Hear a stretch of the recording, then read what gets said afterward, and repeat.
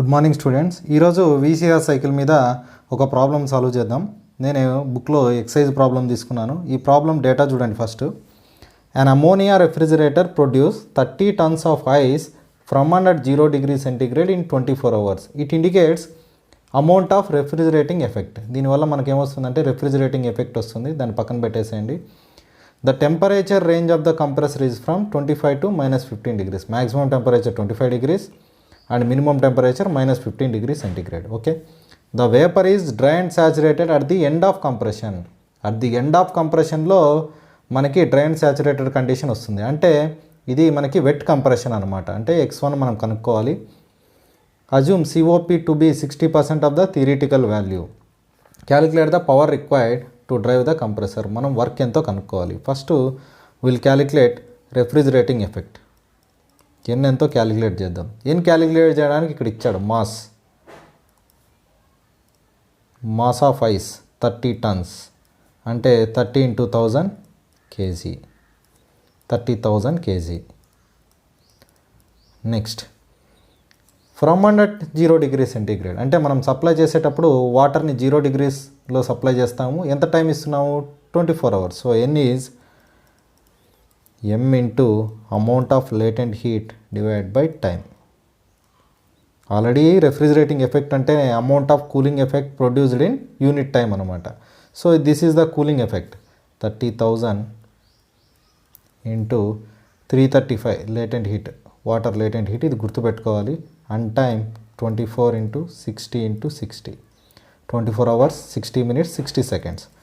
దీన్ని మనం క్యాలిక్యులేటర్లో టైప్ చేస్తే 30,000 into 335 divided by 24 into 60 into 60 will get 116.32 kilowatt of హీట్ని ఇది రిమూవ్ చేస్తుంది అనమాట. దీన్ని బేస్ చేసుకునే మనం పవర్ కనుక్కోవాలి. పవర్ కనుక్కోవాలంటే మనకి COP కావాలి. COP is equal to N/W కాబట్టి దాన్ని బేస్ చేసుకొని మనం పవర్ కనుక్కోవచ్చు. COP కనుక్కుందాం. COP కనుక్కోవాలంటే ఏ వీసీఆర్ సైకిల్కైనా మనం పిహెచ్ అండ్ టిఎస్ డయాగ్రామ్ గీయాలి. దాన్ని బేస్ చేసుకొని మనం COP కనుక్కోవాలి.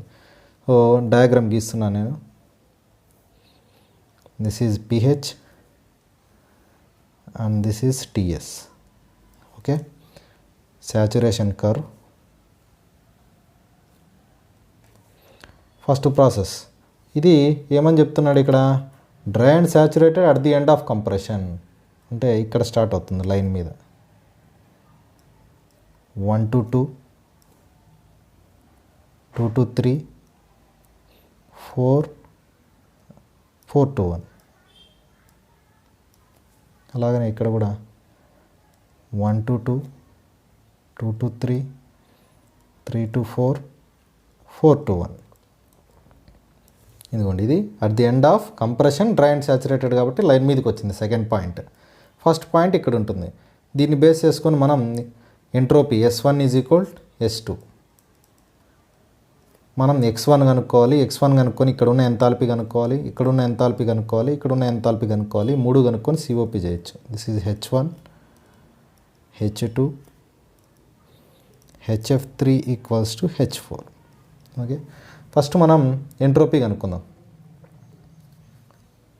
S1 is equal S2. Entropy isentropic compression కాబట్టి S1 is equal to S2. S2 మనకు తెలుసు, ఎందుకంటే ఆల్రెడీ లైన్ మీద ఉంది కాబట్టి డైరెక్ట్గా ఇది వేపర్ ఎంట్రోపీ తీసుకోవచ్చు. ఇక్కడ తీసుకుంటే దిస్ ఇండికేట్స్ 1,4 కండిషన్స్. ఇదిగోండి, ఇది 15 degrees, -15 degrees. 1,4 కండిషన్స్ ఇండికేట్ చేస్తుంది. ఇది 2,3 కండిషన్స్ని ఇండికేట్ చేస్తుంది, 2 and 3. దీని ప్రకారం S1 అంటే ఏమి? SF1 plus X1 SFG1 is equal SG2. SG2 అని డైరెక్ట్గా ఎందుకు రాస్తున్నాను అంటే because it is on the vapour line. G means gas, FG means fluid and gas, SF means fluid అంటే లిక్విడ్ అనమాట. SF1 ఇక్కడ చూడండి, లిక్విడ్ ఎంట్రోపీ ఇంత 0.4572 ప్లస్ X1 ఇంటూ SFG1. ఇది మనకేమవుతుందంటే SG, ఇది SF.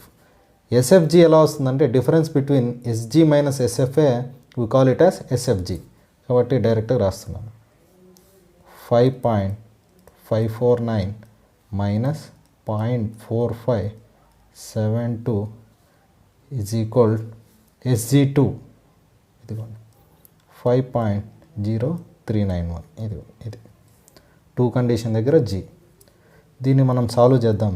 సాల్వ్ చేస్తే విల్ గెట్ 5.0391 మైనస్ పాయింట్ ఇది ఆ పక్కకి వెళ్తే మైనస్ అవుతుంది 4572 డివైడ్ బై ఇది ఇంటూ ఉంది కదా అక్కడికి వెళ్తే డివైడ్ బై అవుతుంది 5.549 మైనస్ 0.4572 0.899 అంటే 0.9 x1 is 0.9 we got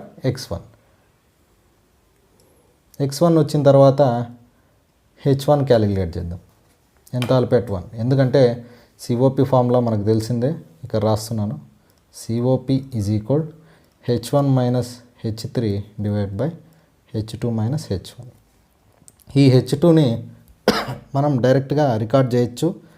h1 కనుక్కోవాలంటేనే మనకి x1 కనుక్కోవాలి.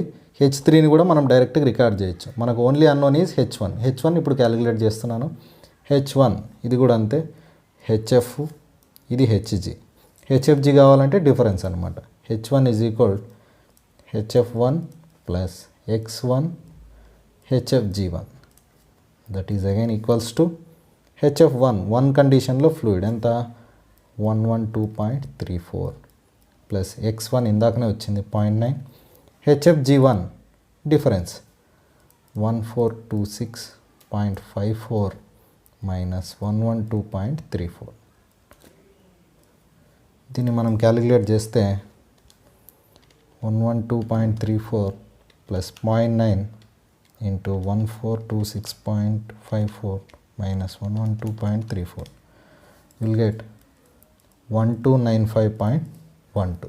This is h1 and h2 equals to h2 line మీదే ఉంది కాబట్టి డైరెక్ట్గా vapour enthalpy 1465.84 kilojoule per KG and h3 equals to it is lying on the liquid line ఎంత మనకి 298.9. Okay, ఇప్పుడు COP equals to h1 minus h3 divide by h2 minus h1. Substitute చేద్దాం ఈ values అన్ని. h1 ఇందాక ఎంత వచ్చింది 1295.12, h3 298.9 divide by h2 1465.84, h1 1295.12. దీన్ని క్యాలిక్యులేటర్లో కొడదాం. 1295.12 minus 298.9 equals divide by 1465.84 minus 1295.12. It is 5.835. ఇది మనకి సిఓపి. ఇదేమి మనకి theoretical COP. This is COP theoretical. మరి ఇక్కడ ఏమన్నాడు assume COP to be 60% of the theoretical value. So COP actual equals to ఎంత ఉంటుంది దాంట్లో COP to be 60% of the theoretical value. So 0.6 into 5.835 that is equals to into 0.6 3.5. ఇది మనకి actual COP వచ్చింది. ఇక్కడ నుంచి మనం ఈ ఈక్వేషన్ వేసుకొని సాల్వ్ చేయాలి. ఇక్కడ ప్లేస్ సరిపోలేదని ఇంకో పేజీలో కంటిన్యూ చేస్తున్నాను. ఇది మనకి COP actual that is equals to 3.5. Again COP actual equals to n/w. మనకు కావాల్సింది ఏం ప్రాబ్లంలో they have asked calculate the power required to drive the compressor. మనం పవర్ కనుక్కోవాలి that is work input. Already మన దగ్గర n వాల్యూ ఉంది, COP actual ఉంది, ఓన్లీ అన్నోన్ ఈస్ w. ఇప్పుడు w కనుక్కుందాం. w equals to n/COP actual that is equals to n is 116.32 divide by 3.5 that is equals to 116.32 divide by 3.5. 33.23 kilowatt is required to drive the compressor, and power required to drive the compressor